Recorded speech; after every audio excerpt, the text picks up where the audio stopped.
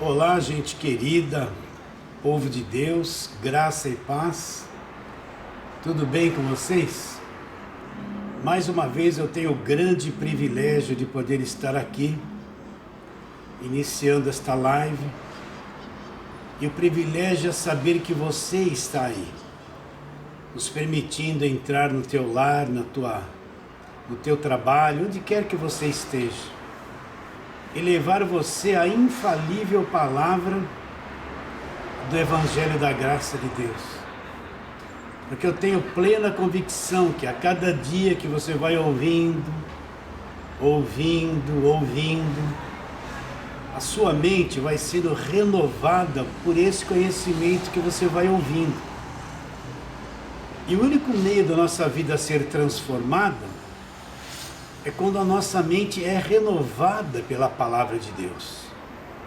Essa palavra vai mudando a nossa forma de pensar, vai eliminando os velhos pensamentos religiosos da nossa mente, vai eliminando os velhos costumes, tradições, e a nossa mente vai captando a compreensão, o conhecimento do Evangelho da Graça de Deus. E é isso que muda a nossa vida. Nossa vida é mudada, é transformada pelo conhecimento do Evangelho da Graça de Deus. Agora, nós temos que entender que a nossa mente não é renovada em um mês, em uma semana e nem um ano. Demora anos para certas coisas serem limpas da nossa mente. Por isso que a insistência de repetir, trabalhar, repetir, falar as mesmas coisas, vai para outras e volta. Porque para uma verdade ficar bem estabelecida no seu espírito, você tem que ouvi-la 5, 10, 15, 20 vezes, até que ela destrói a tradição que estava na nossa mente e se estabelece no nosso espírito como verdade. Por isso, a renovação da mente não é uma coisa instantânea, é anos de trabalho, é anos de ensino do Evangelho, é anos que eu fico em cima das cartas de Paulo e começo uma, termino e vem outra. E isso vai limpando a nossa mente, isso vai transformando a nossa vida, vai nos tirando de todo aquele conhecimento da velha aliança, da lei, e vai nos levando para o conhecimento do Evangelho de Deus, do Evangelho da Graça de Deus. E isso leva tempo, muito tempo. Por isso, meus irmãos, não leve a mal o que eu vou dizer, mas eu penso que para a mente estar bem esclarecida leva uns 10 anos. Uns 10 anos trabalhando e meditando, até que a coisa fique bem implantada no nosso espírito, no nosso coração. Eu sei que isso vai acontecer com você, porque já aconteceu comigo. E é para isso que nós estamos aqui, para sermos uma voz, um colaborador, alguém que fale do Evangelho da Graça de Deus e se torne um instrumento de renovação da tua mente.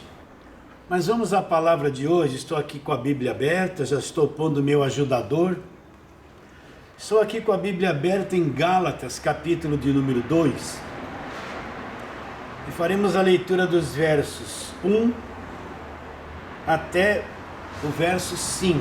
Gálatas, capítulo 2, versos 1 a 5. Então preste muita atenção o que Paulo diz. 14 anos depois, subi outra vez a Jerusalém, com Barnabé levando também Tito.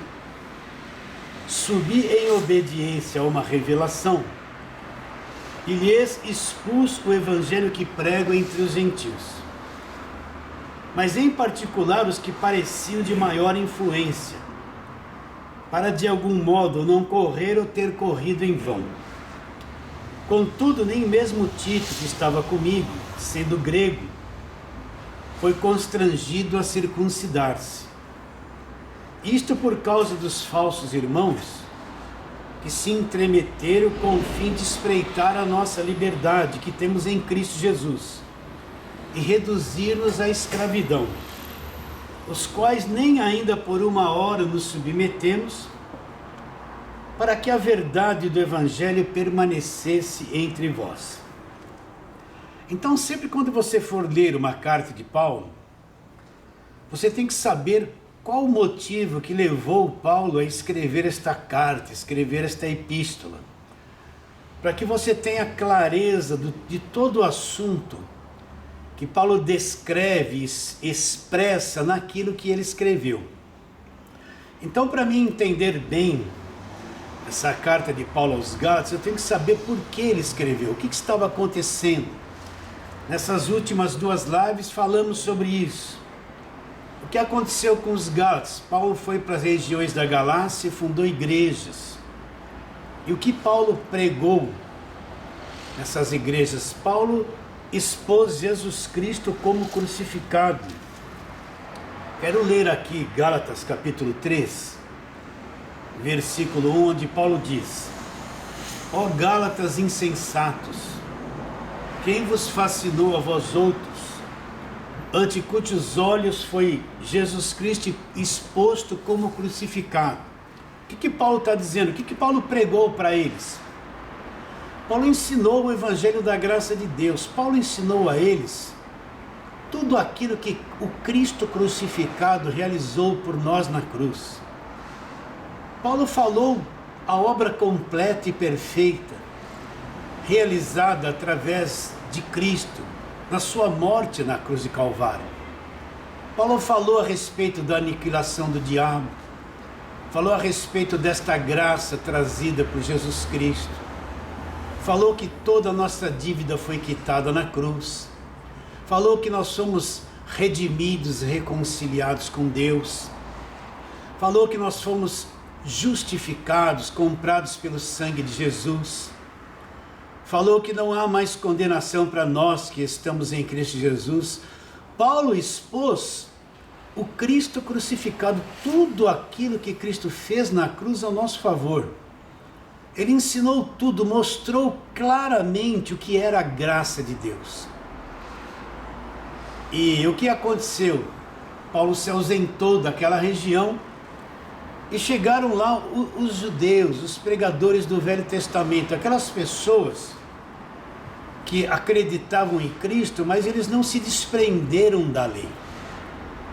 Eles acreditaram em Cristo, mas ficaram presas no judaísmo, na prática da velha aliança. Eles se introduziram na igreja e disseram para os Gálatas: olha, isso que Paulo ensinou sobre a graça de Deus, sobre o Cristo crucificado, que tudo que precisava para o homem ser liberto, salvo, ser justificado, reconciliado, se tornar um herdeiro de Deus, tudo isso que Paulo ensinou não é o suficiente. Você tem que somar muitas coisas a isso que Paulo ensinou. Você tem que voltar-se para a lei, se circuncidar, guardar a lei de Moisés, praticar as festas judaicas, guardar o sábado. Ou seja, essa gente que se introduziu lá, eles esconderam a cruz de Cristo e disseram que só aquilo não é suficiente. Mas eu faço uma pergunta para você: você já entendeu que o sacrifício perfeito de Jesus Cristo na cruz é suficiente? Você já entendeu que esse sacrifício te libertou de todo o cativeiro? Tudo que precisava fazer para você ser salvo, liberto, herdeiro de Deus, filho de Deus, todas as bênçãos espirituais nas regiões celestiais, ser tua herança, tudo já foi feito por Cristo na cruz. Nada mais. No Evangelho não existe campanha de libertação, campanha disso, campanha daquilo, sacrifício disso, sacrifício daquilo. No Evangelho não existe sobe monte, desce o monte, não existe agorada, não existe sabonete ungido, bala ungida, entende? Água do Rio Jordão, rosa, fogueira santa. No Evangelho todos esses lixos são excluídos, porque não é o Evangelho da graça de Deus. Então tudo que precisava ser feito para você ser liberto, ser salvo, herdeiro de Deus, nunca perder a salvação, foi feito por Jesus na cruz do Calvário. Você entende isso claramente? Tem convicção desse leitinho aí no seu coração? Então essas pessoas que se introduziram na igreja dos Gálatas, eles vieram anular essas coisas. Eles vieram trazer a velha aliança e querer misturar com a graça de Deus, dizendo que só o que Cristo fez na cruz era insuficiente. Eles trouxeram o judaísmo, o Velho Testamento, para misturar com a graça, para dizer que só a graça não era suficiente, só o sacrifício de Jesus não era suficiente. E o que foi que aconteceu? Os gálatas foram assimilando estas coisas e eles começaram a deixar o que Paulo ensinou de lado. Eles começaram a deixar o sacrifício da cruz, o Cristo crucificado, de lado e voltar às práticas do judaísmo para tentar alcançar aquilo que já tinha sido dado gratuitamente a eles por meio do sacrifício de Jesus. Então nós vemos esse quadro nos dias de hoje. Qual é o quadro de hoje? Você vê a maior parte das pregações, eu tenho que repetir muito isso, tudo sobre o Velho Testamento. Você vê os votos do Velho Testamento, sacrifícios do Velho Testamento. A maior parte das pregações só se prega Velho Testamento. Olha bem, olha esses programas de televisão, essas igrejas que estão na televisão, as coisas que eles levam as pessoas a fazer, é só Velho Testamento, é sacrificar, é Abraão sacrificando Isaac, é derrubar o gigante Golias, é as muralhas de Jericó. Já fizeram 1000 vezes campanha derrubando as muralhas, mas todo ano começa de novo. Entende isso? É Mesuzá, tudo é Neemias, é Esdras. Eles só ficam com essa mentalidade judaica. Você já entendeu que a velha aliança acabou na cruz? Vamos falar isso de novo hoje. Que toda a velha aliança não é evangelho, é judaísmo, é história do povo judeu. E que se eu pegar a igreja e só ficar pregando aquilo, cria-se um véu na mente das pessoas. Quando elas chegam para o evangelho, elas não conseguem entender esse arroz com feijão, que é o evangelho da graça de Deus. Então essas pessoas se infiltraram, conturbaram aquilo que Paulo havia ensinado, e os gálatas se voltaram para a lei. Aí Paulo fala: admira-me que vocês estão passando tão depressa daquele que vos chamou na graça. Vocês foram chamados para viver na graça. Eu falei tudo a respeito de Jesus para vocês, daquele que vos chamou na graça de Cristo para outro evangelho, o qual não é outro, senão alguns que vos perturbam e querem perverter o evangelho de Cristo. Como o evangelho de Cristo seria pervertido nessa questão? Trazendo o judaísmo e misturando com o evangelho da graça de Deus. Aí Paulo fala: mas ainda que nós, o mesmo anjo vindo do céu, vos pregue o evangelho que vai além do que temos pregado, seja maldito. É assim como já dissemos e agora repito: se alguém vos prega o evangelho que vai além do que temos pregado, olha como isso é sério. O que Paulo está dizendo? Olha, se alguém, seja lá quem for, pode ser até um anjo vindo do céu, se ele começar a falar coisas que ultrapassam o evangelho que Paulo pregou, repare bem, você está vendo muito isso já no meio do evangelho da graça de Deus. Se alguém começa a pregar coisas que ultrapassam o que Paulo pregou, seja anátema. Por isso, quando você ouvir qualquer pregação, principalmente da graça de Deus, vê se está ultrapassando o que Paulo ensinou. Porque se estiver ultrapassando, é a coisa que não interessa. Então Paulo fala: estou admirado que vocês tão depressa, nem amadureceram nesse conhecimento, já estão indo para um outro evangelho, o qual não é outro. Vocês estão ouvindo pessoas que vão trazer perturbação para a vida de vocês e querem perverter o evangelho de Cristo. Depois Paulo vai dissertando, vai discorrendo nesta carta. E hoje nós lemos capítulo 2 de Gálatas, onde Paulo diz, eu vou ler de novo: 14 anos depois, o que Paulo está se referindo? Se você for ler o versículo 18, Paulo diz que fez uma visita a Pedro, 3 anos depois que Paulo havia se convertido, visto Jesus, né, na cidade de Damasco, tinha tido revelação de que Jesus era verdadeiro. Ele subiu lá para Jerusalém e ficou com Pedro 15 dias. E ele está dizendo que não viu nenhum dos outros apóstolos, senão Tiago, irmão do Senhor. Agora no capítulo 2, versículo 1, ele fala que 14 anos depois desse acontecimento, ele teve uma revelação. Deus falou para ele assim: olha, você vai, sobre lá para Jerusalém e reúne todos os principais da igreja. Chama lá Pedro, todos os apóstolos, os principais. E você vai falar com eles esse evangelho que você tem pregado, esse evangelho da graça de Deus. Você vai expor tudo isso que você tem pregado diante daqueles irmãos, os principais da igreja que estavam em Jerusalém. É isso que Paulo está se referindo.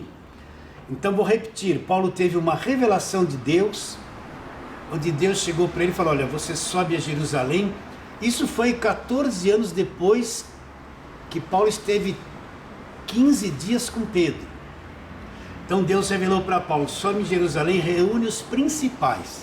Repare bem, quando Paulo chegar lá, ele vai encontrar Pedro, Tiago, João, vai encontrar os apóstolos, vai encontrar um monte de gente que ainda não tinha entendido que o judaísmo acabou na cruz, que ainda não tinha entendido a mudança da velha para a nova aliança.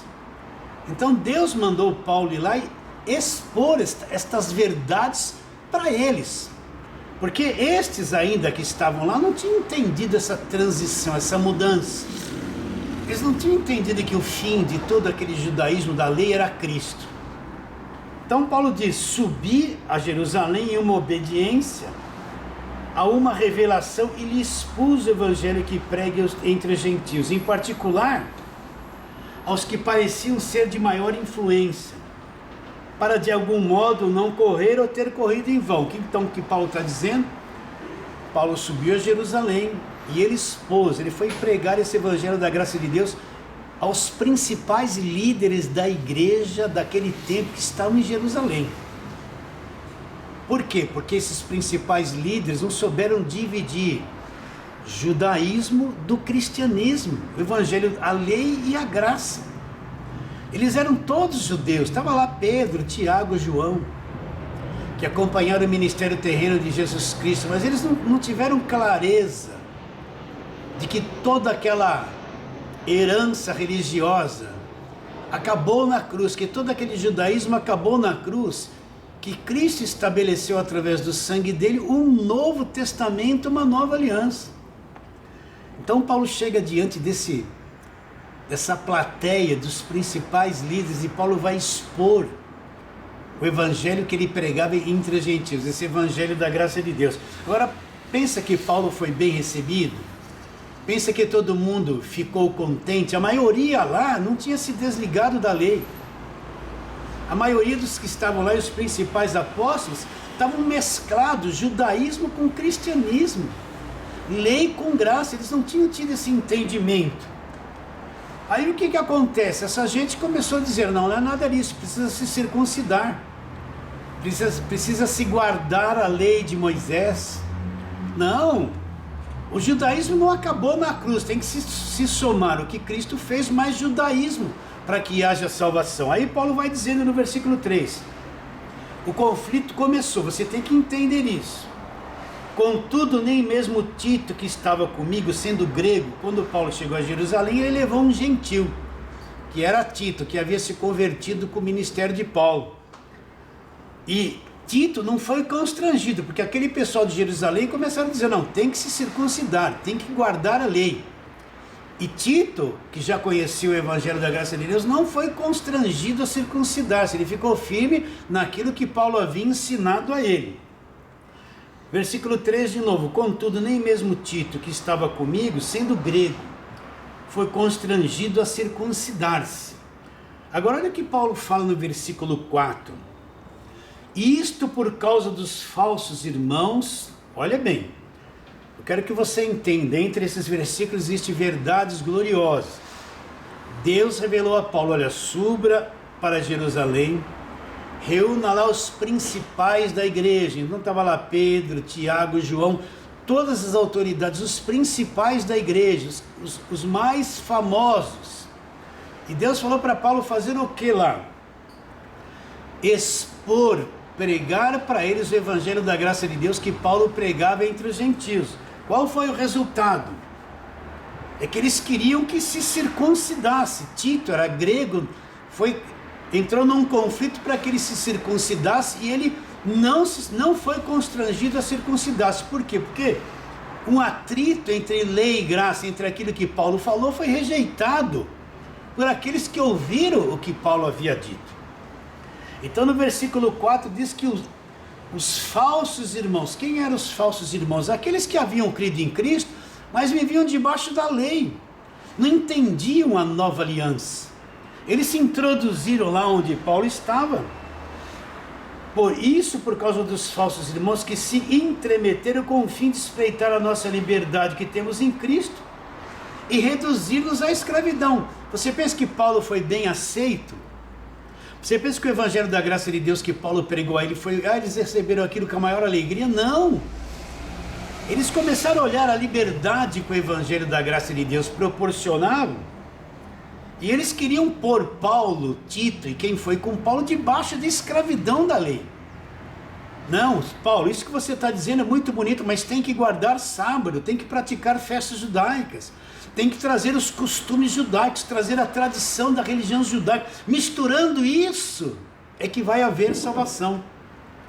Então, quando Paulo expôs a liberdade do evangelho da graça de Deus que nós temos em Cristo, os falsos irmãos que estavam lá, aquele pessoal da lei, é isso que você tem que entender, meus irmãos. Sempre quando o evangelho da graça de Deus é exposto, sempre quando alguém vem pregar esse evangelho da graça de Deus, que tudo é pela graça e tudo já foi feito, quem está debaixo da lei não entende, se torna um opositor a estas verdades.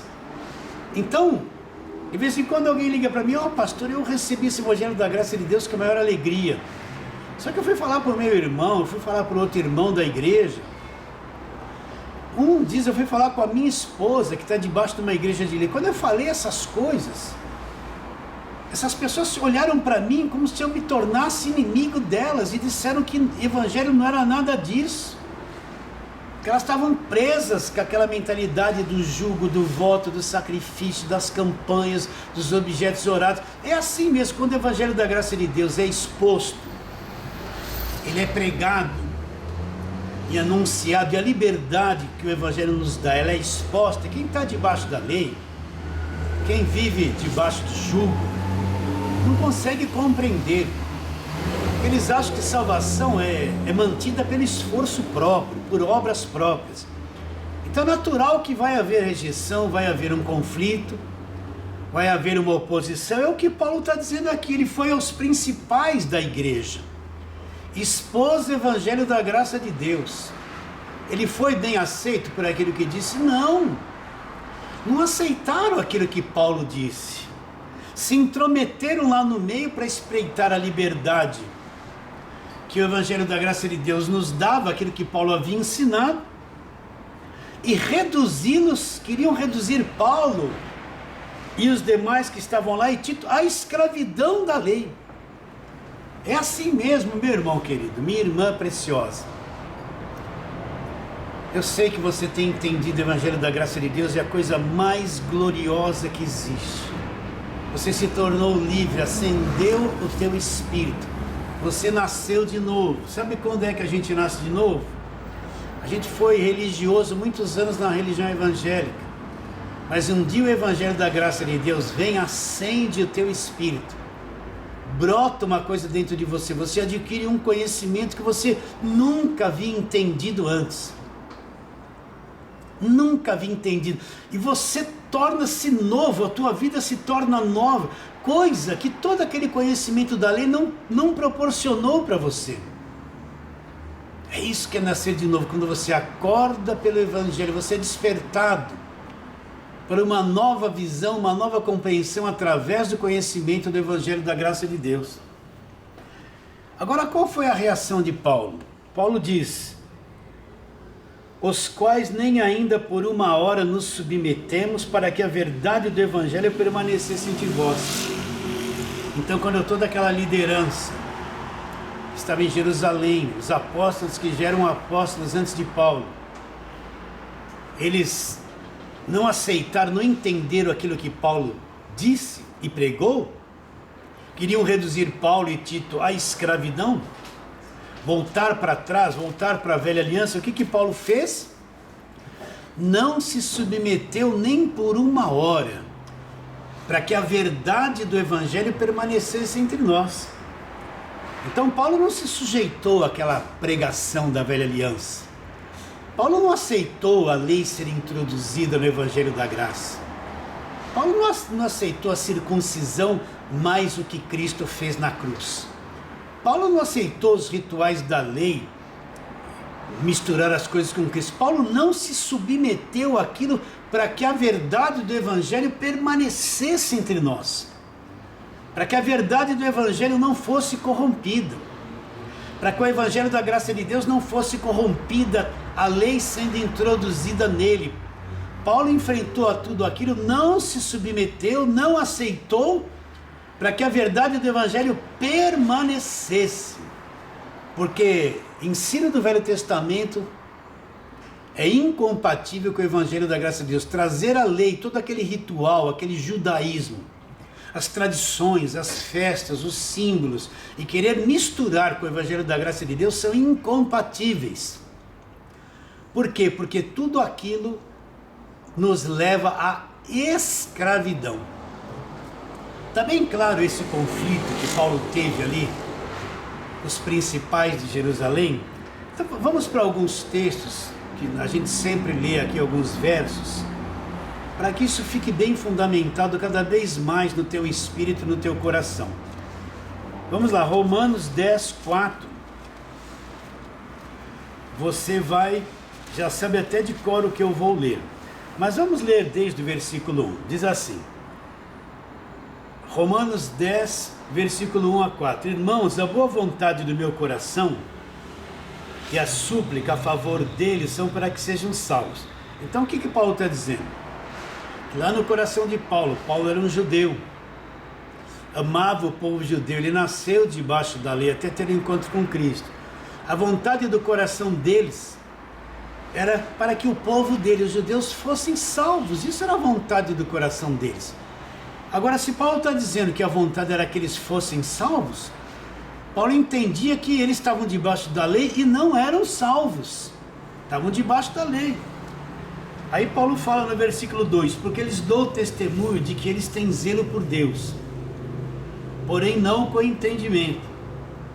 Agora olha lá, porquanto desconhecendo a justiça de Deus e procurando estabelecer a sua própria justiça, não se sujeitaram à justiça que vem de Deus. O que Paulo está dizendo? Aqueles judeus, irmãos deles, eram zelosos, mas o zelo deles era segundo o entendimento deles, não segundo a justiça de Deus. Então Paulo fala que eles desconheceram a justiça de Deus e procuraram se submeter à sua própria justiça. Então o que Paulo está explicando? Eles permaneceram com aquela mentalidade da lei, da velha aliança, se submetendo a essa justiça própria e desconheceram a justiça que vinha da cruz. Portanto, todo aquele que só vinha pregando o Velho Testamento, ele está estabelecendo a sua própria justiça, ele não conhece a justiça que vem da cruz. Ele não conhece a obra perfeita que já foi realizada por Jesus na cruz. Eles estão fazendo obras, lutando, guerreando, pagando preço, se matando, fazendo um montão de coisas, estabelecendo a própria justiça. Eles não têm uma visão da justiça que vem da cruz, a justiça que vem do Cristo crucificado, a graça de Deus que abundou sobre cada um de nós. E eles não se sujeitam à nova aliança. Você pode perceber, todo lugar que só prega o Velho Testamento, eles não se submetem às cartas de Paulo, eles nem creem nisso, eles não aceitam a nova aliança.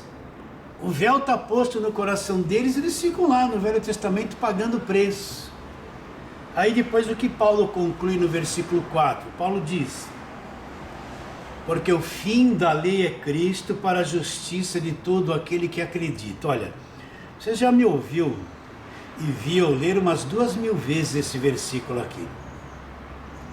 Eu vou continuar ainda lendo muitas 1.000 vezes, porque isso aqui é gigantesco. O que Paulo está dizendo? Ele está dizendo que o fim da lei é Cristo, o fim de todo aquele sistema é Cristo. O fim de todo aquele sistema religioso do judaísmo é Cristo. O fim da Páscoa é Cristo. O fim das festas judaicas é Cristo. O fim da lei é Cristo. O fim dos sacerdócios é Cristo. O fim dos sacrifícios é Cristo. O fim do judaísmo é Cristo. Olha como é simples de entender o que Paulo está tentando explicar. É que o fim do Velho Testamento é Cristo. O fim de toda aquela prática, daquilo que o próprio Deus estabeleceu lá, é Cristo. Tudo aquilo acabou. Não dá para dizer que eu sou cristão e viver ensinando Neemias, ensinando Esdras. Olha, ele construiu as muralhas em volta da cidade, olha, ele construiu o templo, e trazer isso para nós. Isso foi para aquele tempo. O templo hoje somos nós, as pessoas que são a igreja. Não existe templo na nova aliança. Templo são as pessoas. Você está entendendo? Não dá para viver mais com aquela mentalidade da velha aliança. Tudo aquilo acabou na cruz. Isso é imprescindível. Se você ainda não entendeu que a velha aliança acaba na cruz, que o Velho Testamento se findou na cruz, que aquelas práticas judaicas, tudo isso acabou na cruz, não tem mais razão de se pregar e de se praticar. O que nós estamos lendo? Gálatas 2, onde Paulo teve uma revelação de Deus. Deus chegou para ele e falou: olha, vai lá para Jerusalém, reúne os principais. Chama lá Pedro, Tiago e João, os principais, e pregue esse evangelho da graça de Deus que eu tenho te ensinado. Paulo subiu, pregou tudo isso que eu estou te dizendo, e foi rejeitado, e quiseram pôr Paulo debaixo da escravidão da lei. Não tiveram clareza de que, para Paulo foi revelado que tudo aquilo que eles estavam vivendo lá acabou. Então, meu irmão, toda aquela velha aliança acabou na cruz. Você aceita isso? Portanto, quando você vê alguém, olha, vamos lá para Esdras, porque Isaías, porque Jeremias, porque Sansão, porque Gideão, porque Abraão.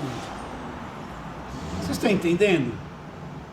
Estão entendendo ou não? Porque Salomão, porque Eliseu, porque Elias, porque o manto, porque Jericó, tudo isso acabou na cruz, meus irmãos. Isso é a história do povo judeu. Se eu não souber dividir que da cruz para lá é o Novo Testamento, da cruz para cá é Velha Aliança, eu não tenho clareza do que é o Evangelho da Graça de Deus. Eu não tenho clareza do que é o Evangelho da Graça de Deus. Então vamos ler um verso aqui, Lucas, capítulo 16. Jesus falou aqui uma coisa interessante. Verso 16, Lucas 16, 16, diz assim: a lei e os profetas vigoraram até João.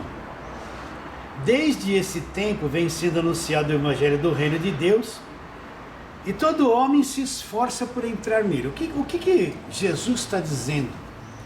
Que a lei e os profetas tiveram a sua validade, o seu vigor até João. Que João é esse? Esse é João Batista. Então você poderia perguntar: pastor, João Batista é aquele que batizava? É aquele que batizava no Rio Jordão, aquele que Jesus veio a ele e ele disse: eu que tenho que ser batizado por ti, tu vens a mim. Aí Jesus Cristo disse: deixa por enquanto, porque nos convém cumprir toda a justiça. É aquele mesmo. Então o que Jesus está dizendo? Que a lei teve o seu vigor, a sua validade até João Batista. Então aquele batismo que João Batista batizava no Rio Jordão era um batismo ainda submetido à lei. A lei vigorou até João Batista. Até antes da cruz a lei vigorou. Será que você entende isso? A lei e os profetas, tudo sobre a lei, tudo sobre os profetas vigoraram, tiveram a sua validade até João Batista. Depois de João Batista começou o ministério terreno de Jesus. A nova aliança ainda não está em vigor. A nova aliança só vai vigorar quando Cristo morre na cruz, derrama o sangue. Ali é estabelecido o quê? Uma nova aliança, um novo testamento no sangue dele. Será que você entende isso? Meu irmão querido, minha irmã querida, é o leitinho, esse é o leitinho. Para que o Evangelho da graça de Deus se abra e você tenha clareza sobre as cartas de Paulo, você tem que enxergar essa divisão. Quando eu enxerguei essa divisão, eu saí daquela coisa mesclada,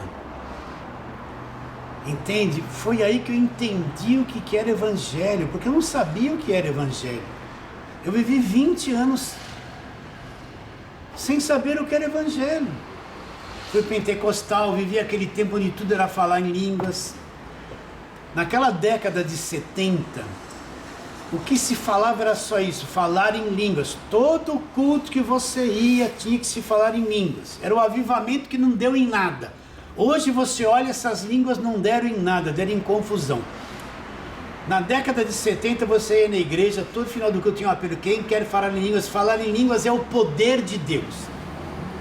Ia lá, olha o que eles faziam, põe a mão na cabeça, repete a língua que eu estou falando. Aí quem estava com imposição de mão,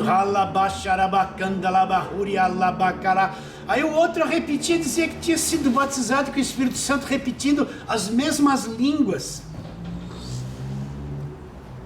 Você entende isso? E a gente vivia buscando um poder. Você vai ser revestido do céu quando vier sobre você o Espírito Santo. Nós não sabíamos nada de Efésios 1, 13 e 14. O dia que nós cremos no Evangelho, nós já fomos selados com o Espírito Santo da promessa. Falar em línguas não é ser do Espírito Santo da promessa. O dia que você nasceu do alto, se tornou um filho de Deus, você foi selado com o Espírito Santo da promessa instantaneamente. Você não precisa buscar Espírito Santo, permanecer em Jerusalém, esse poder que vem do alto, esse avivamento que passaram décadas dizendo, vai vir o avivamento. E o avivamento se tornou em quê? As pessoas gritando, falando em língua, tremendo, revelando, nunca deu em nada. Avivamento da carne foi isso, não avivamento do Espírito Santo. Agora, quer ver o verdadeiro avivamento do Espírito Santo? É quando você entende o Evangelho da graça de Deus, você fica vivo por dentro. Você fica novo, teu espírito é despertado. Você entra em contato com um conhecimento muito mais profundo. Isso é avivamento, é a revelação do Evangelho da graça de Deus brotando no seu espírito. Você fica aceso por dentro e quer transmitir essa verdade para todo mundo. Você que passou por essa experiência, não foi avivado? Eles estão esperando o avivamento que vem do alto, um Atos 2 ainda, alguma coisa que vem do alto e vai pegar todo mundo, chacoalhar, né? E tolice. Isso nunca vai acontecer. O verdadeiro avivamento é quando o Evangelho da graça de Deus é pregado e o espírito da pessoa é despertado para a verdade, ele se torna novo. Isso é o verdadeiro avivamento, é isso que vai dar vida, poder na vida dele. Não é essas línguas humanas, porque as línguas que eles falaram em Atos 2, como os ouvimos falar na nossa própria língua materna, era a língua daquelas nações que estavam habitando ali em Jerusalém. Não era essa língua estranha, falsa, que a gente ouve aí, não dá em nada isso. Não me leve a mal não, tá bom? Mas não dá em nada isso. Então, a lei e os profetas vigoraram até João. Quero ler outro texto aqui, um texto bem contestado, mas eu vou ler isso aqui para vocês. Primeira carta de Paulo aos Coríntios, capítulo de número 11. Esse capítulo de número 11, do versículo 17 até 34, Paulo está dando instruções sobre a ceia do Senhor. Ele mostra do versículo 1 ao 23 a desordem que havia na igreja dos Coríntios. Que aquela desordem que eles estavam praticando não tinha nada a ver com a ceia do Senhor. E depois do versículo 23, Paulo diz assim, eu quero ler para você. Porque eu recebi do Senhor o que também vos entreguei. Então, você tem que ler e entender. O que Paulo está dizendo? Que ele recebeu do Senhor. Aí eu faço a pergunta para você. Paulo conheceu Jesus na carne, naquele ministério de 3 anos e meio antes da cruz. Paulo não conheceu. Paulo foi ter um encontro com Jesus ressuscitado em Atos 9. Não é verdade? Está me acompanhando? Em Gálatas capítulo 1, o que Paulo fala? O evangelho que eu vos anunciei não é segundo o homem. Porque eu não aprendi nem recebi esse evangelho mediante homem algum, mas foi revelação do Espírito Santo, foi revelação do próprio Jesus Cristo. Então Paulo no versículo 23 está dizendo o seguinte: porque o que eu recebi do Senhor, eu também vos entreguei. Então o que ele recebeu do Senhor, ele entregou. Ué, se Paulo não conheceu Jesus segundo a carne, que Senhor é esse que ele está falando, que ele recebeu do Senhor e entregou? Então ele recebeu isso do Senhor, recebeu e entregou isso para a igreja dos Coríntios, e entregou em forma de que ele entregou? Em forma de ensino. Está bem claro? Ele vai dizendo: porque eu recebi do Senhor o que também vos entreguei, que o Senhor Jesus, na noite que foi traído, tomou o pão, tendo dado graças, partiu e disse: isto é o meu corpo que é dado por vós, fazei isso em memória de mim. Versículo 25: por semelhante modo, depois de haver ceado, tomou também o cálice, dizendo... Agora, olha o que ele diz do cálice. Olha, Paulo teve revelação. O Cristo ressuscitado revelou isso para Paulo. E Paulo entregou isso para a igreja. Você tem que ter clareza sobre isso. Por semelhante modo, depois de haver ceado, tomou também o cálice, dizendo... Este cálice, presta atenção... Este cálice é a nova aliança no meu sangue, é o novo testamento no meu sangue. Fazer isso todas as vezes que o beberes em memória de mim. Você prestou atenção? Que clareza, como está explícito isso? Jesus disse que aquele pão que foi partido era o corpo dele, que seria entregue por nós. Olha, aí começa a nova aliança. Jesus está fazendo isso no dia da Páscoa dos judeus. E no dia da Páscoa ele está estabelecendo a ceia do Senhor. Ele não está dizendo que é Páscoa. Presta atenção nisso. Continua a leitura. Por semelhante modo, depois de haver ceado, tomou também o cálice, dizendo... Este cálice é o novo testamento no meu sangue. Este cálice é a nova aliança no meu sangue. Ele disse que aquele cálice era o cálice da Páscoa. Ele disse que aquele cálice era o cálice da Páscoa. Não. Ele está dizendo: este cálice é o cálice do Novo Testamento no meu sangue. Ali na Páscoa, ele estabelece a ceia do Senhor e diz que aquele cálice é o Novo Testamento no meu sangue. É o quê? O Novo Testamento no meu sangue. Ele disse que era Páscoa. Se fosse Páscoa, ele dizia: este cálice é o cálice da Páscoa. Mas se você for lá em Êxodo 20, você vai ver que não se menciona cálice algum na Páscoa dos judeus. Mas olha que coisa gloriosa que ele está dizendo: este cálice é o Novo Testamento, a nova aliança no meu sangue. Este cálice é o quê? A nova aliança. Ele está anulando a ceia, ele está dizendo que ceia é Páscoa. O que ele está fazendo é pôr em ordem a bagunça e a desordem que os coríntios estavam fazendo, e dizia que aquilo não era a ceia do Senhor, que a ceia era uma coisa muito mais profunda, muito mais clara, sem desordem, sem bebedice. Vocês entendem isso? Então vou ler de novo. Porque eu recebi do Senhor. De quem ele recebeu? Do Senhor.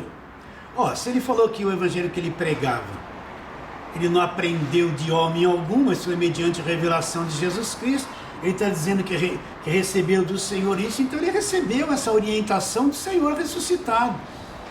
Não posso dizer que não foi isso. E o que ele fez? Ele entregou esse ensino para a igreja. Ele não está anulando nada, está estabelecendo. Porque eu recebi do Senhor o que também vos entreguei, que o Senhor Jesus, na noite que foi traído, tomou o pão, tendo dado graças, partiu e disse: este é meu corpo que é dado por vós, fazei isso em memória de mim.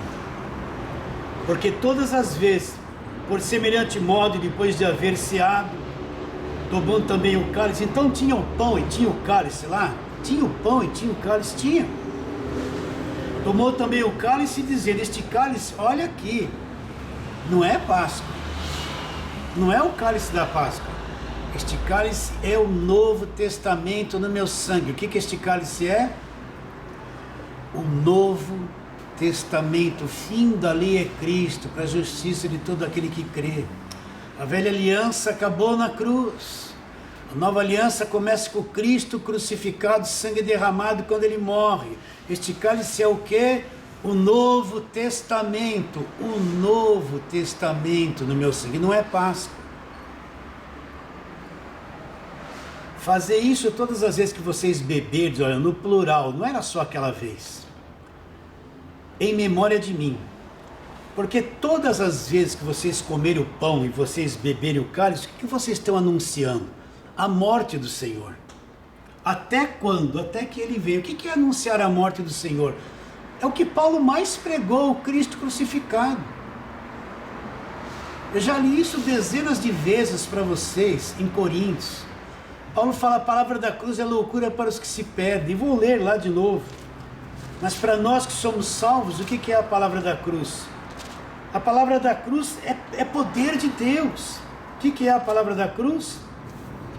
É poder de Deus. Olha aqui, 1 Coríntios capítulo 1, versículo 18. Certamente a palavra da cruz é loucura para os que se perdem. Mas para nós que somos salvos é o poder de Deus. O que é a palavra da cruz? O ensino do que aconteceu na cruz. Olha o versículo 23. Mas nós pregamos a Cristo crucificado. O que Paulo pregava? Ele não pregava só o ressuscitado. Olha, palavras dele aqui. Ele pregava o Cristo morto, o Cristo crucificado, que era escândalo para os judeus e era loucura para os gentios. Mas para os que foram chamados, como eu fui chamado e você e todos nós, para os que foram chamados, tanto judeus como gregos, pregamos Cristo crucificado. O que Cristo crucificado é? Olha lá, poder de Deus e sabedoria de Deus. Então o que é o Cristo crucificado?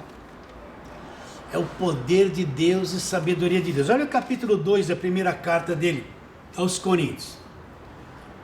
Versículo 2, só vou ler isso, porque decidi nada saber entre vós. Ele está dizendo isso aos Coríntios. Entre vós, senão Jesus Cristo e este o crucificado. O que Paulo foi pregar lá para os Coríntios? Fundou essa igreja, com qual ensinamento? O Evangelho da graça de Deus. E pregou o que? O Cristo crucificado, o Cristo morto. Então o que é anunciar a morte do Senhor? É expor tudo que aconteceu na cruz. O que é anunciar a morte do Senhor? É expor todos os benefícios do Cristo crucificado. Esse Cristo crucificado que Paulo pregava. Será que você entende que Paulo pregava o Cristo morto também? Jesus teve 3 fases no ministério dele. Quais foram? A primeira fase, eu já tenho essas pregações em lives passadas. Primeira fase, ele vem como judeu, nasce de mulher, ele vem como judeu, vai cumprir a lei, vai ser o último sacrifício da lei e vai morrer na cruz e eliminar a lei na cruz. A segunda fase do ministério dele é quando ele morre, se torna o Cristo morto, o Cristo crucificado, quando ele morre. Então quando ele morre acontecem coisas extraordinárias. O escrito de dívida que era contra nós, que constava de ordenança, nos era prejudicial, foi removido inteiramente, encravando na cruz. Então quando Cristo morre na cruz, acabou o escrito de dívida. Todos os pecados são cravados na cruz. Quando Cristo morre na cruz, é o fim da lei. Quando Cristo morre na cruz, o nosso velho homem foi com ele crucificado. Tudo que é antes da cruz é encerrado na cruz. O Cristo crucificado, Paulo fala que é o poder de Deus. É o que? Poder de Deus. Porque todas as vezes que vocês comeram o pão e beberam o cálice, o que vocês estão fazendo? Anunciando a morte do Senhor. O que é anunciar a morte do Senhor? Anunciar o Evangelho. A ceia é a expressão do Evangelho. A ceia substituiu a Páscoa. A Páscoa e ceia não tem nada a ver uma coisa com outra. Cristo, na Páscoa dos judeus, estabeleceu a ceia. Não tem nada de santa, é só ceia do Senhor. Na Páscoa dos judeus, ele estabelece a ceia no sangue dele. Você acredita nisso? É o que Paulo está ensinando. Paulo não está anulando. Então o que é a ceia? Anunciar a morte do Senhor. O que é anunciar a morte do Senhor? É anunciar tudo que foi feito na cruz. Geralmente quem está na graça de Deus, ele lê lá Hebreus 2,14, não é? Vamos ler Hebreus 2,14. Ah, você vai falar assim, já sei, pastor. É que o diabo foi destruído, é? Mas o que destruiu o diabo? Foi o Cristo ressuscitado que destruiu o diabo? Então leia e entenda, olha aqui, ó. Visto, pois, que os filhos têm participação comum de carne e sangue, destes também ele, Jesus, igualmente participou, para que por meio da morte, presta atenção, para que por meio da morte destruísse o que tinha o poder da morte, a saber, o diabo. Então o que foi que destruiu o diabo aqui, conforme esse versículo? Para que por meio da morte, a morte, quando ele morre, a morte dele na cruz é que destruiu o diabo. Não foi a ressurreição dele. Não está escrito isso aqui? Para que por meio da morte, morte de quem? Dele na cruz. O diabo só é destruído quando Cristo morre, se torna o Cristo morto. O que é a ceia? Anunciar isso que aconteceu na cruz. Então a ceia é a expressão daquilo que aconteceu na cruz. Ceia não é Páscoa. Agora o principal que nós estamos falando isso, Paulo teve uma revelação de Deus, subiu a Jerusalém, reuniu lá os principais e pregou o evangelho da graça de Deus. Não aceitaram, quiseram submeter ele à escravidão. Paulo não se submeteu a uma hora sequer no ensino que eles davam. Então eu estou dizendo para você que toda a velha aliança acabou na cruz. E Paulo, através de revelação de Jesus Cristo, falou o que no versículo 25 de Coríntios 11? De semelhante modo, depois de haver ceado, tomou também o cálice, dizendo: este cálice é o novo testamento no meu sangue. Este cálice é o que? O novo testamento no meu sangue, não Páscoa. Este cálice é o que? Vai começar o novo testamento. Façam isso todas as vezes que você fizer, em memória de mim. Não é, Cristo não está morto, ele está vivo. Trazer a memória é recordar tudo que foi feito na cruz. Trazer a memória e estabelecer a tua mente nos feitos do Cristo morto, do Cristo crucificado, conforme acabamos de dissertar até agora aqui. Era isso que Paulo pregava. Agora vamos rapidamente, para não se tornar uma live tão extensa, como essa gente se opôs a Paulo. Como esses judeus que haviam crido em Cristo e não se submeteram e não entenderam o evangelho da graça de Deus, eram contra Paulo. Você pensa que Paulo, quando foi para Jerusalém e viu os demais apóstolos, eles todos receberam Paulo com a maior alegria? Não! Eles não entendiam a graça de Deus ainda. Então, Atos capítulo 21, vamos lá, Atos capítulo 21. No capítulo 20 de Atos, Paulo está se despedindo dos presbíteros da igreja de Éfeso e vai rumo a Jerusalém. Se despede deles. Paulo fala que quando Paulo fosse partir, dentre eles mesmos se levantariam homens corruptos que perverteriam o evangelho de Cristo. Paulo disserta tudo isso. Capítulo 21, Paulo chega lá em Cesareia, depois ele chega em Jerusalém. Então quando Paulo chega em Jerusalém, ele já saiu de Efésio, chegou em Jerusalém, o que acontece lá? Paulo chegou, receberam ele. Olha em versículo 20 e 21. Ouvindo ele, Paulo comentou tudo que Deus tinha feito através do ministério deles entre os gentios. Ouvindo, deram eles glória a Deus e disseram: bem, irmãos, vê quantos milhares há entre nós de judeus. Veja o versículo 20, como eles estavam presos à lei e não estavam no evangelho da graça de Deus, mesmo crendo em Jesus Cristo.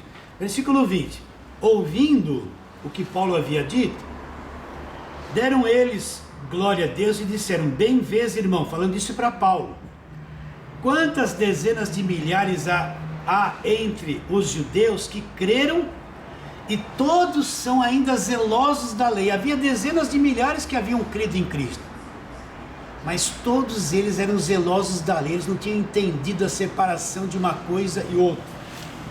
Agora eles vão partir para cima de Paulo, veja bem, e foram informados a teu respeito que ensinas todos os judeus entre os gentios a apostatarem de Moisés, dizendo-lhes que não deve circuncidar seus filhos e nem andar segundo os costumes da lei. Primeira coisa que eles falaram, eles receberam Paulo, mostraram dezenas de milhares de judeus que haviam crido, mas não haviam sido libertos da lei.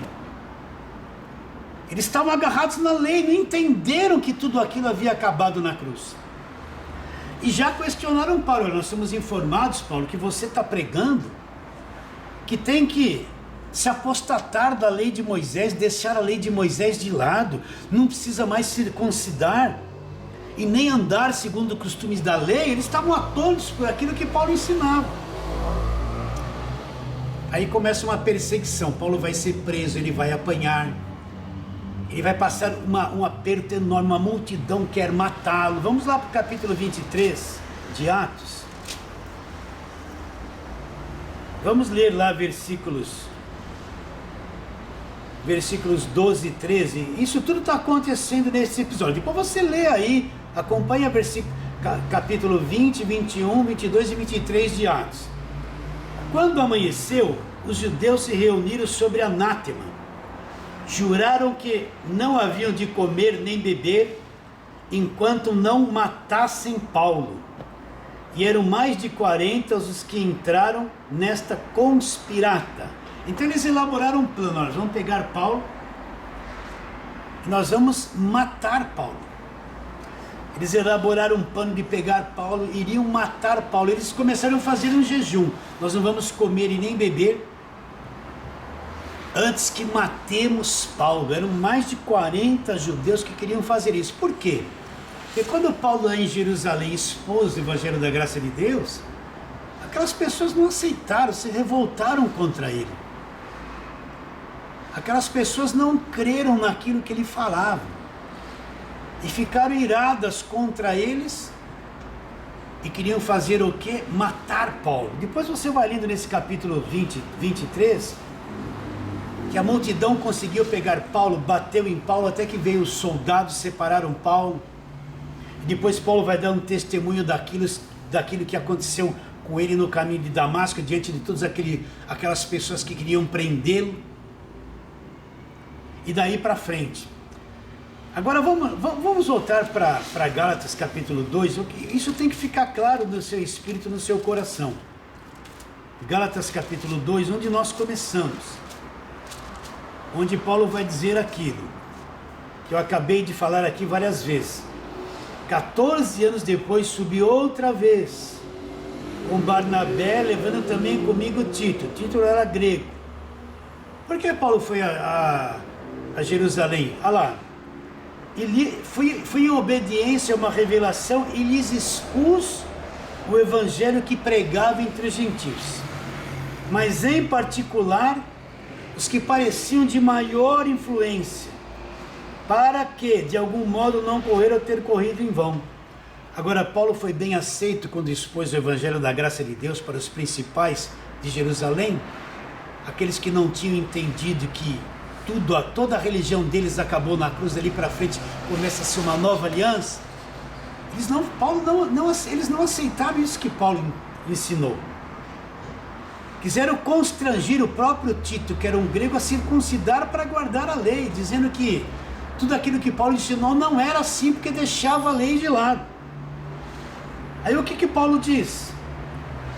Que os falsos irmãos se entremeteram entre eles com a finalidade de trazê-los de volta para a lei e pôr eles debaixo do jugo da escravidão. Olha o que Paulo diz no versículo 4. Os falsos irmãos se entremeteram com o fim de espreitar a nossa liberdade em Cristo, a liberdade que teremos em Cristo, e reduzir-nos à escravidão, dando a entender o quê? Que eles não aceitaram aquilo que Paulo expôs do Evangelho da Graça de Deus para eles. Quiseram impor o judaísmo para Tito e diante de Paulo, para reduzir-nos à escravidão. E toda vez que a velha aliança quer ser imposta sobre você, e você vê esses pregadores da velha aliança, é levar você a te reduzir na escravidão. Agora o que Paulo fez? Versículo 5. Depois pega a sua Bíblia, lê isso aqui para você ver se não está escrito. Leia esses versos todos que eu li para você, para ver se não está escrito. Se não é como está escrito. Eu só li os versículos para você, não estou aqui dizendo Deus me revelou, eu tive um sonho de noite. Não, tudo isso para mim não interessa. Agora, qual foi a atitude que Paulo teve diante de toda aquela gente que não havia entendido que agora o que estava em vigor é o Evangelho da graça de Deus, que no sangue da cruz se estabeleceu uma nova aliança, que o judaísmo havia acabado ali na cruz através da morte do Senhor Jesus, que o fim da lei é Cristo para a justiça de todo aquele que crê.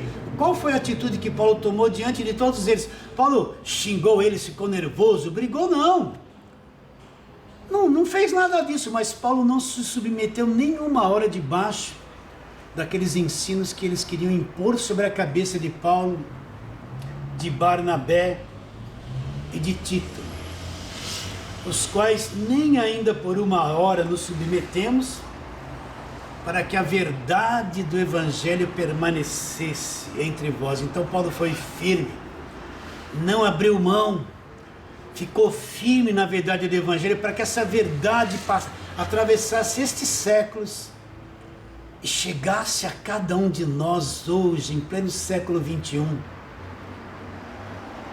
para que essa verdade viesse despertar o nosso espírito milhares e milhares de anos depois. E hoje nós estamos aqui, agarrados nesta mesma verdade, e não vamos nos submeter a judaísmo nenhum, não vamos nos submeter às histórias bonitas do Velho Testamento, não vamos nos submeter às doutrinas falsas que vêm através da velha aliança, para que a verdade do Evangelho chegue até você e chegue também às gerações futuras. Estamos firmes e você também está firme. Vamos terminando esta live por aqui. Foi uma alegria grande poder estar com você, minha irmã preciosa, meu irmão amado, gente querida. Eu vou terminar esta live declarando aquela frase com toda a força do meu coração, dizendo isso, que a tua vida, meu querido irmão, gente preciosa, minha irmã, é você mesmo. A tua vida vale mais que o mundo inteiro.